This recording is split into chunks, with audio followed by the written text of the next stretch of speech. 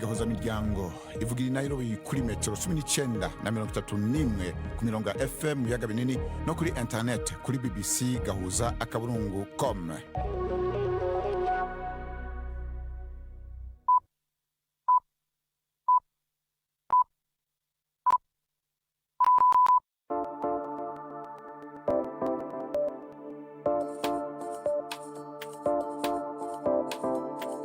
Ni isaha imwe n'igice z'ijoro i Nairobi, ni isaha 12 n'igice z'umugoroba mu Burundi no mu Rwanda. Muri kumwe na Bernard Bankukira. Ndabahaye mwiriwe mwebwe mwese mubandanye mukurikira BBC gahuza miryango hikaze makuru yo kuruno wa gatatu igenekerezo rya 4 ukwezi kwa gatatu umwaka wa 2026. Izi ni ingingo zamwe makuru tugiye kwashikiriza.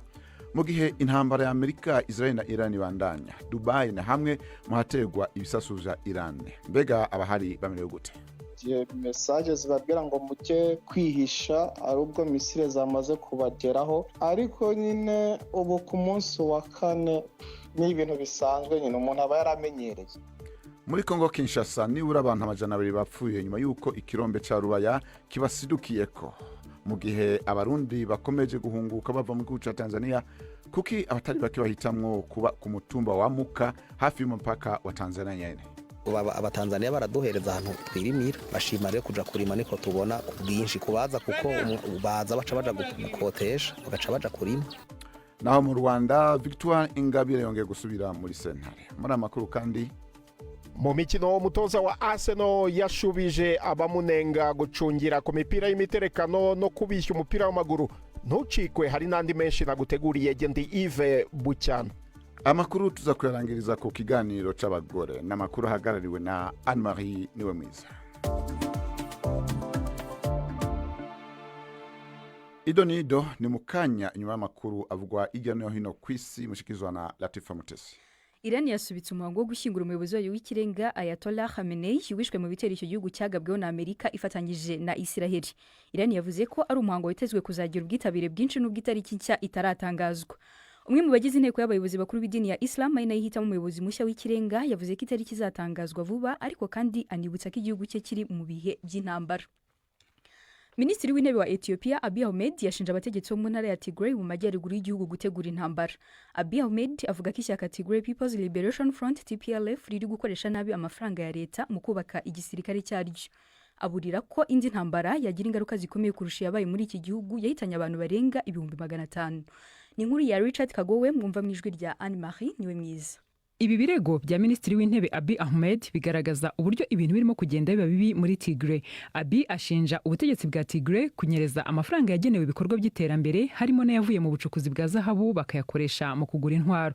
Yasubiyemo ko guverinoma ye itifuza gusubira mu ntambara. Ku ruhande rwa Tigray bahakanye ibyo Abiy abashinja, hanyuma banashinja leta ya Addis Abeba kohereza ingabo hafi y'imipaka ya Tigray mu kwitegura imirwano mishya. Abasesenguzi baburira ko gutinda gushyira mu bikorwa amasezerano y'amahoro yasimwe mu myaka inishize bishyira igitutu ku mahoro asanzwe ari make mu majyaruguru ya Ethiopia. Umuyobozi mukuru w'umuryango w'abibumbye yagiriye uruzinduko rudasanzwe mu mujyi wa Dirling mu gihugu cya Sudan. Uru ruzinduko rwafashwe nk'intambwe ikomeye mu korohereza ibikorwa by'ubutabazi kugera ku baturage bakeneye ubufasha. Uwo mujyi umaze hafi imyaka 3 ugoswe n'umutwe twaje intwaro wa Sudan People's Liberation Movement North hamwe n'ingabo z'umutwe wa Rapid Support Forces. Umuhuzabikorwa w'ibikorwa by'ubutabazi muri Sudan Dennis Brown yavuze ko abaturage baho bamaze igihe bahura n'ihohoterwa rikabije ryashegesha aka gace. Arasaba ko hafungurwa bundi bushya inzira zinyuzwamo imfashanyo kandi hakemezwa ko ubufasha bukomeza kugera ku baturage. Yaburiye kandi ko kugeraho ibikorwa by'ubutabazi bikorerwa bikomeje kubangamirwa cyane n'imirwano idahagarara. Abantu hafi 140 baburiwe irengero mu majyepfo hafi mu majyepfo ya Sri Lanka nyuma yuko ubwato bw'igisirikare cya Iran burohamye. 32 bamaze gutabarwa n'ingabo zirinda inkombe za Sri Lanka ndetse n'abashinzwe ubutabazi. Kugeza ubu ntibiramenyekana icyateye iyi mpanuka. Ni nkuru ya Yogita Limaya, mwumva mu ijwi rya Juventine Muragije Maria. Umuvugizi w'ingabo z'inkombe za Sri Lanka yavuze ko bakiriye ubutumwa bwo gutabaza mu gitondo cyo kuri wa gatatu. Ubwo bageraga iyo mpanuka yabereye, babonye amato y'ubutabazi n'amavuta bireremba hejuru y'amazi. Bongeyeho ko babonye abantu benshi bakeneye ubutabazi, bahita babakura mu mazi, ndetse abakiri bazima bajyanywe ku bitaro byo mu mujyi wo mu majyepfo ya Gayer, kandi bemeje ko bari mu bwato bw'igisirikare cya Iran Iris Den. imirimo yo gushakisha no gutabara irakomeje kandi inzego za Sri Lanka zavuze ko zifite icyizere ko hashobora kuboneka abandi bakiri bazima. Igisirikare cyatangaje ko kirimo gukurikiza inshingano mpuzamahanga mu gutabara nyuma yo kwakira ubutumwa butabaza. Gusa nanone iki gisirikare cyahakanye amakuru yavugaga ko ubwato bwa Irani bwibasiwe n'igitero cy'amato y'intambara agendera munsi y'amazi, ahubwo kivuga ko icyateye kurohama k'ubwato kitaramenyekana neza kugeza ubu. Irani yakomeje kugaba ibitero bikoresheje misile na drone, ariko byinshi byaburijwe mu bwo byerekezaga mu bihugu birimo Turukiya, Israel, Arabia Saudite na Kuwait. Ingabo z'ubwirinzi bwo mu kirere za NATO zarashe misile yanyuraga mu kirere cya Iraq na Syria igana muri Turukiya. Kuwait yatangaje ko yahagaritse igitero cyari kigizwe na misile na drone, naho Cyprus yo ivuga ko yaburijemo ikintu cyakekwagaho kwegera ikirere cyayo. Hagati aho kandi humvikanye iturika rikomeye i Tehran, aho Israel yatangaje ko yagabye ibitero bikomeye kandi byagutse. Bernard arakoze Latifa kuri amakuru avugwa hirya no hino ku isi.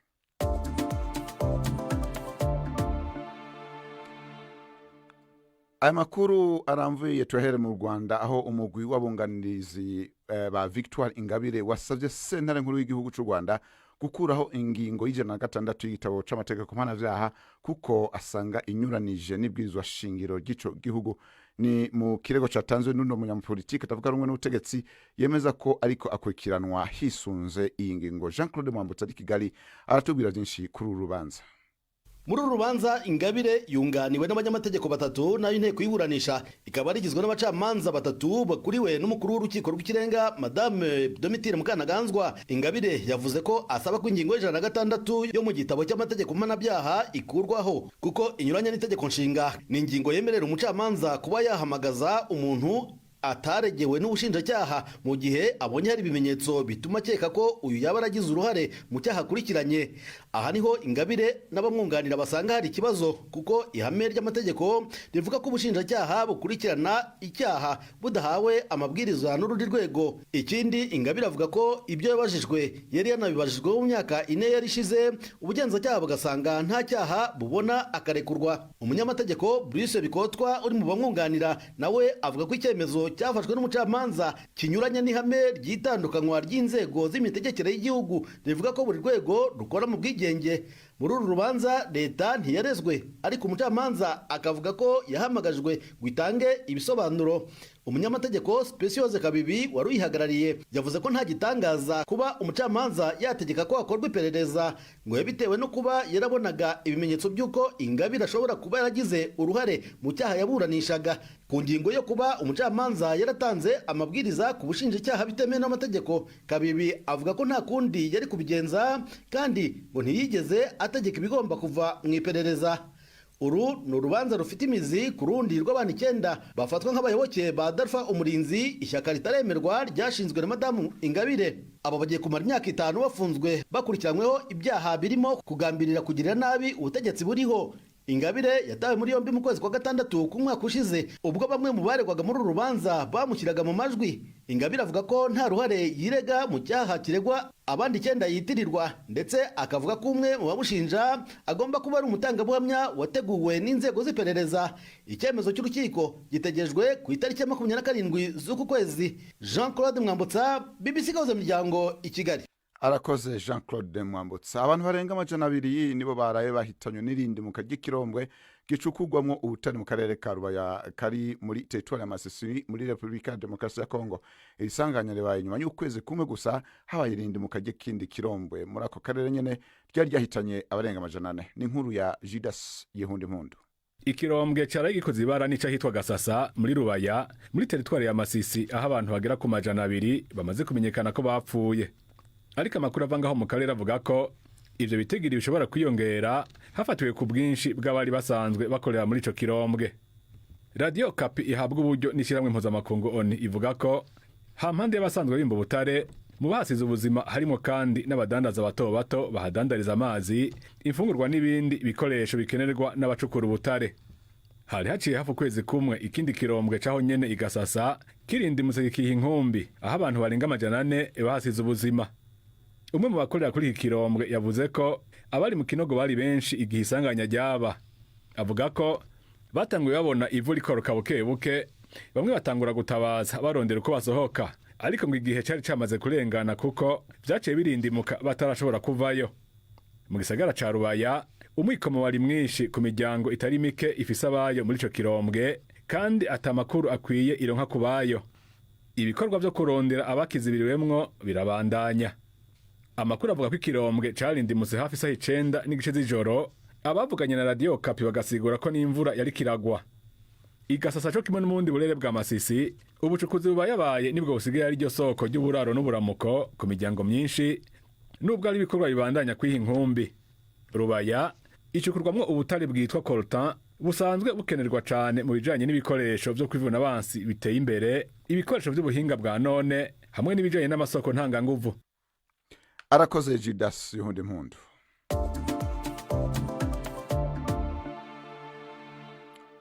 Mu gihe abarundi bakomeje guhunguka bava mu gihugu ca Tanzania, hari abatari bake baca bahitamwo kuja kuba ku mutumba wa Muka muri zone ya Bumba muri komine Gisagara mu ntara ya Cankuzo, kandi atariyo bavuka. Bivuze ko hari ico bahashima. Mugenzi wacu Prime ku magenge aherutse mu ntara ya Buhumuza, yaganiriye n'abarongoye umutumba n'abashimye kuja kubako ingene bamusigurira ku mpamvu zibatuma. Kuva mu Ruyigi ugaca mu Cankuzo ubajije aho usanga abantu benshi mu bariko barahunguka bakubwira muri zone Bumba muri komine Gisagara, na cyane cyane ku mutumba wa Muka. Uwo mutumba usanzwe ufise ico wisangije kubw'umukuru wawo François Uwimana. Ego ngaha uyu mutumba w'iwacu wa Muka wako abantu b'imihingo yose, nuvuga yuko Burundi bwose buraserukiwe. Uburundi bwose nta ntara n'imwe itari ngaha. Nawe muntu vukino ntacende umunyakirundo ukibwambarango. Bamwe rero muri abo bariko barahunguka baza bakurikira abandi bazi bahaje kera canke imbere yabo. Ni nk'uyu Maria avuka Igihogazi muri Karuzi. Mvuka nabaye guhindura ikibanza mvuka Karuzi. None ko tahungutse utaye Karuzi bakatega ku Muka no kubera iki? Nk'abagenzi canke nyene ababanyi twabana nk'hariya, tuti natwe reka dutere nyene tugenda hariya. Ariko si ico gusa bakurikira, kuba ari ku mupaka na Tanzania nayo ni yindi mpamvu, nk'uko bisigurwa na François Uwimana umukuru w'uwo mutumba.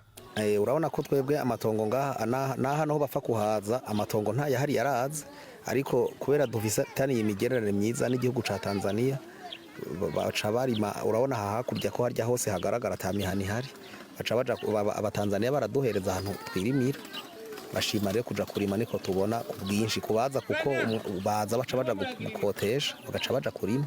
Uvuye kuri centre Muka nta kirere kirenga kilometero wogenda utarajabuka urubibe winjira muri komine canke wilaya ya Kakonko, district ya Kibondo mu ntara ya Kigoma muri Tanzania. Utereje amaso hakurya ubona imirima itotahaye y'ibigori n'ibindi biterwa, kandi ku mutumba wa Muka bakubwira yuko myinshi muri iyo mirima ubona hakurya ari y'abarundi. Gusa ngo hari gihe barima ntibasorome, nk'uko bivugwa na Nestor Nsaguye avuka Ingozi, ariko nawe nyene akaba yashimye kuza ngaha ku Muka. Byavanye n'ukuntu Ingozi haramaze kwaga, nsambona nze ngaha na heno nyene nagize ndashikasanga na heno haraze nta matongo asanzwe ahari. Ngaha icyo bahashimira, urabona ngaha hariho imifatanya ya Tanzania yo kuza gukorerayo, gusa ubufaswe nawe usanga amerewe nabi, ugasanga n'utwo yari yararimiyeyo ati yaduhereza n'ubundi Tanzania. Bahabwa n'abatanzania rero sirikare yahari yirongera ikazamo ngo tugiye gutsagata, ugasanga igiye gutsagata Barundi ugasanga baragize ingorane. N'umutanzania wahari yaguhaye itongo bibaza yuko wigera uvuga ngo araza no kukuvugira sirikare yamaze kugufata. Ariko ntibareka kujayo ku mubano mwiza n'abatanzania, akenshi ngo bararima bagasarura.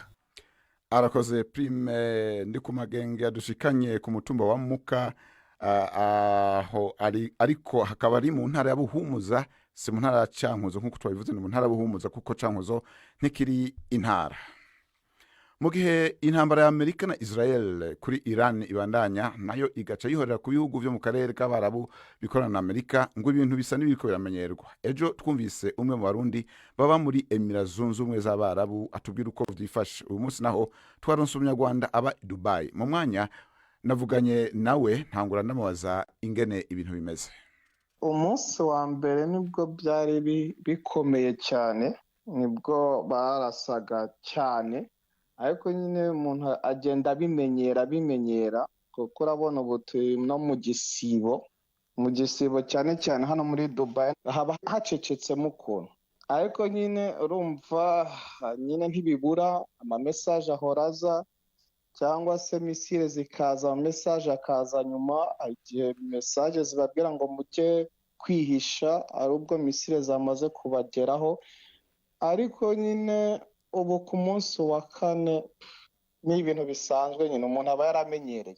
None kuja ku masoko, kuja kwivuza bigenda gute?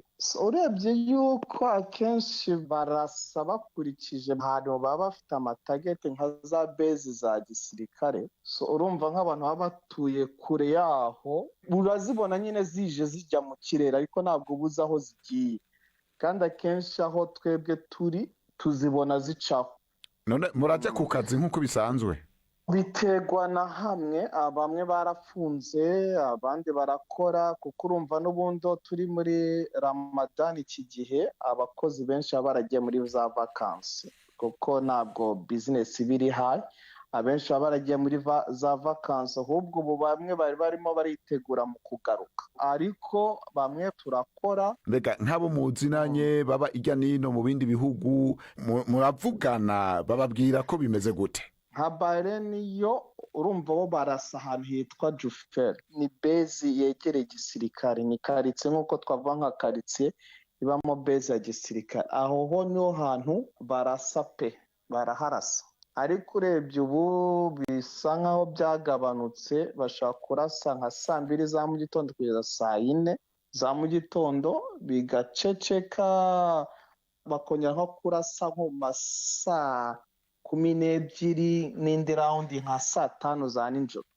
Ntabwo bakirasa nka mbere no stop, ntabwo ari uko ngo biba byacitse, kuko ntabwo ari intambara iri ku butaka nyine, ariko umuntu aba yirinda. Ubwo hari amakaritsiye nyine umuntu aba yirinda kugeramo, cyane cyane izo ziba zegereye bezi za gisirikare. Nk'abanyarwanda muri iyo hari ubutumwa bababwira, babafasha gute? Hari amagurupe nyine tuba duhuriyemo, nyine boherezamo amamesaje mukayasoma, waba ufite nk'ibibazo ushaka kohereza muri iyo gurupe bakagufasha. Uyu yari umunyarwanda twavugana ari i Dubai. Ubu naho reka tubahonje kuruna na gwejo.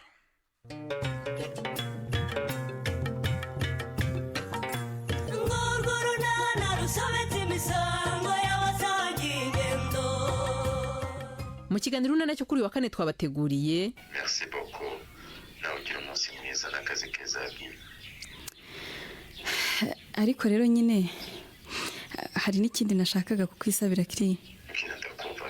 Wakongera ko mu mwanya wawe muto cyane nyuma y'akazi tugahura tukaganira.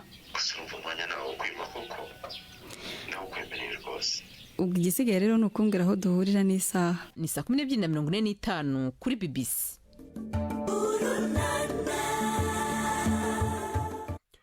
Ubu naho n'amakuru y'inkino mugiye gushikirizwa na Yves Bucana. Imikino kuri BBC yahuza imiryango. Mwireho neza mwese bakunze imikino kuri BBC. Mpere mu Bwongereza, Mikel Arteta yashubije abatoza bagenzi be bamunenga ku buryo Arsenal ikinamo, avuga ko ahubwo ababajwe nuko itari gutsinda ibitego byinshi biturutse kuri koruneri. Ubuhanga bwa Gunners mu mipira y'imiterekano bukomeje kuyifasha mu rugamba rwo guhatanira igikombe, aho intsinzi yo ku cyumweru batsinda Chelsea yabaye inshuro ya 9 muri uyu mwaka w'imikino batsinda igitego cy'intsinzi giturutse kuri koruneri. Gusa Arsenal yagiye ivugwa cyane mu biganiro biheruka bijyanye no kubuza abakinnyi b'ikipe bahanganye cyangwa gusunikana mu gihe cy'imipira y'imiterekano. Umutoza Fabian Hasler utoza ikipe ya Brighton iza guhura na Arsenal muri iri joro yasabye ko hashyirwaho amategeko akaze ku mipira y'imiterekano, anashinja Arsenal gutinza iminota. Uyu mutoza wa Brighton yavuze ko Arsenal rimwe na rimwe biyifata hafi umunota wose mu gutera koruneri. Arteta we yavuze ko kunengwa gutya ari igice cy'akazi ke, maze ashimangira ko batazahindura uburyo bakinamo. Iyi kipe iri imbere cyane mu gutsinda ibitego biturutse ku mipira y'imiterekano harimo na penalty. aho bafite ibitego 21 mu gihe Manchester United iri ku mwanya wa kabiri ifite ibitego 15. Ibitego 16 bya Arsenal muri uyu mwaka w'imikino bingana na 27.6 byaturutse kuri corner. Spurs ariyo Tottenham niyo iyoboye urwo rutonde rw'umwihariko kuko yatsinze ibitego 13 muri 38 biturutse kuri corner. Arteta yavuze ko kwiyongera ku buryo imipira y'imiterekano ibyara ibitego biterwa nuko umupira w'amaguru urimo uhinduka kandi uri kurushaho kugorana cyane mu bijyanye n'amayeri yo mu kibuga. Usibye uwo mukino uhuza Brighton na Arsenal, hari n'indi mikino iteganyijwe aho Newcastle United icakirana na Manchester United. Mbere yaho gato Manchester City iraba yakiriye Nottingham Forest, Aston Villa yisobanure na Chelsea, hanyuma hakaba na derby y'umujyi wa London, umukino uhuza ikipe ya Fulham na West Ham. Ejo nijoro Liverpool ihatanira kuza mu makipe ane ya mbere yakubiswe na Wolverhampton ya nyuma ibitego 2-1. Mu gihugu cya Espagne muri Copa del Rey, Barcelona yagerageje kugaruka mu kibuga mu buryo budasanzwe imbere ya Atletico Madrid, ariko birangira imanitse amaboko, aho iyi kipe yari ifite igikombe giheruka yasezerewe mu mikino ya Copa del Rey muri kimwe cya kabiri nyuma yo gutsindwa ibitego 4-3 mu mikino yombi. Ibitego 3 bya Barcelona byayihaga icyizere cy'uko bashobora kwishyura ibyo batsinzwe, ariko ntibabasha kubona igitego cya kane cyari gutuma hiyambazwa iminota y'inyongera. Ikipe ya Diego Simeone Atletico yihagazeho kugeza umukino urangiye, ikaba izahura mu mukino wo kwishyura n'ikipe iza gutsinda hagati ya Real Sociedad na Athletic Bilbao muri iri joro mu wundi mukino wa kimwe cya kabiri.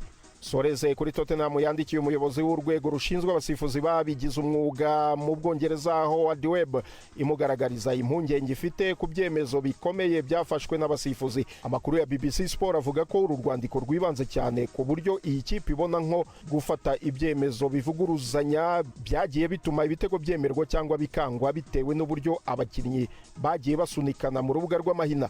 Spurs bagaragaza yuko bagiye barenganywa mu bihe binyuranye kubera ibyo byemezo by'abasifuzi muri shampiyona. Urugero batanga n'umukino wabahuje na Arsenal bagatsindwa ibitego 4-1 ku itariki 22 z'uku kwezi. Rutahizamu Kolo Muani yatsinze igitego cyari gutuma amakipe yombanganya 2-2, ariko abasifuzi ngo baracyanga bavuga ko yari yasunitse myugariro Arsenal. Ayo niyo y'imikino nabateguriye uyu munsi. Gendi Yves Bucyana. Imikino kuri BBC gahuza miryango. Arakoze Yves Bucyana.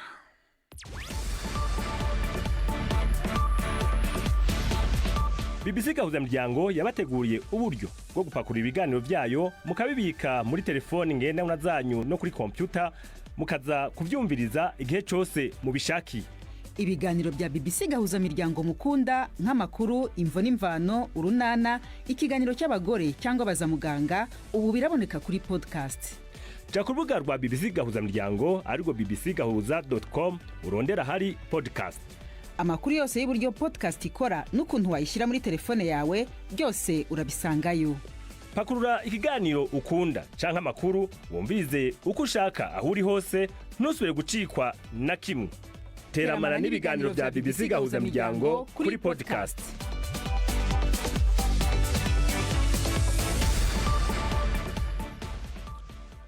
Ubu naho tubahikaza mu kiganiro c'abagore. No munsi dusubira kubashikiriza ikiganiro c'umugore wo mu Rwanda afise uruganda rukora impuzu.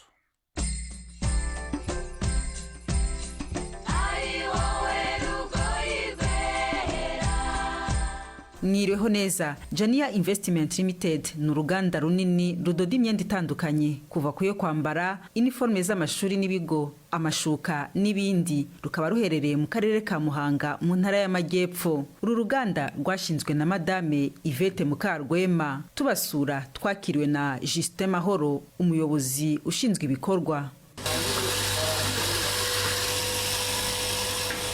Aha tugeze ni muri Lines hariya byari ibitambaro bamaze kubikata, iyo bamaze kubikata noneho biza ahangaha niho babiteranyiriza, bakorera kuri shene. Nabyita ni nko ku murongo bahererekanye. Yego.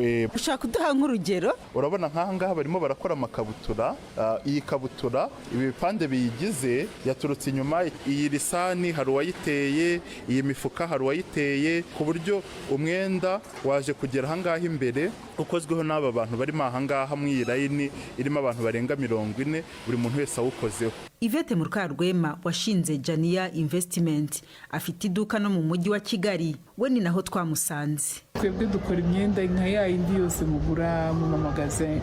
Dini ijipo nambaye nayo niyo muri uru ruganda. Ukeneye komande iriho imigongo imeze nk'iyo yose mubona kuko turi uruganda bitewe na komande ushaka twagukoresha. Ariko tureba design zacu, style zacu tukazisohora.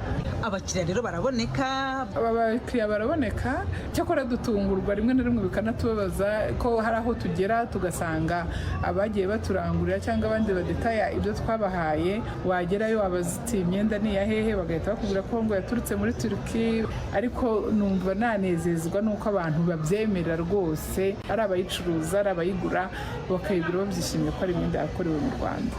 Hashize imyaka 6 Yvette atangiye umurimo nyuma yaho yari amaze gusezera aho yakoreraga abandi. Mu gutekereza kwinjira muri ibi bintu by'imyenda ni ibintu bitatu byampuruye. Icya mbere mbese kwambara neza ndabikunda, nkunda abantu basa neza, kubona hari umuntu wambaye rigena mwambitse nkumva byanezeza. Ikindi kintu cya kabiri mu buzima bwanjye, niba nkoze ikintu igihe cyose mba ntekereza ngo nkwiriye kuba umuntu ufitiye abandi akamaro. Ikindi kintu cya gatatu ni uburyo yari secteur leta y'u Rwanda iri gushyiramo imbaraga kugira ngo bagabanye cyangwa se bakureho abanyarwanda kumva ko bagomba kwambara ibintu byambawe n'abandi bantu. Byanteye umwete wo kubona ko ni secteur nakwinjiramo. 70% by'abakora muri uru ruganda ni abagore n'abakobwa. Hari aho bihuriye nuko warushinze nawe ari umutegarugori. Ntabwo dufite politiki ikoresha abadamu benshi kurusha abagabo, ahubwo business cyangwa se akazi uko gateye, ibintu byo kudoda uyu mwuga bawukunda cyane kurenza abagabo, niko twabibonye, nubwo dushishikariza n'abagabo kubikunda no kubyinjiramo kubera ko biduha umusaruro mwiza cyane. Tusura uruganda twanabonye aho barerera abana, abafite abana batoya. Hari ikintu byongereye ku musaruro w'uruganda cyane rwose. Dufite urubyiruko rwinshi, rwa rubyiruko dushingira buri munsi, turanezerwa cyane. Uko rero wakingiye uba witeguye no kubona impinja. Babazanaga ku kazi tukabona ntafite aho amwongereza, abandi ntabazana ukabona arashaka gusaba impushya ariko akabona n'impushya ntizihagije. Tubona ko ni ikintu cyafasha umukozi kandi kigafasha n'uruganda. Ibyo bintu rero bituma bakorana amahoro, byatwongereye umusaruro, ni byiza cyane. Umwe mu bagore bakora muri uru ruganda avuga ko kugira aho asiga umwana ari mu kazi bimuha umutekano. Kamaze kugira amezi 9 namubyaye ndi mu kazi. Ni byishimo ko kumusiga mu rugo amasaha agera ku 9 ku 8 utamureba buriya bari ikibazo, ariko iyo uzi ngo ari hano uba wishimye. Kamwonsa igihe yagize ikibazo kaza bakambwira ati umwana aragushaka, bitanza nkamureba. Uyu mwuga wo kudoda hambere wafatwaga nk'usuzuguritse, ariko siko abakora muri uru ruganda bakibibona.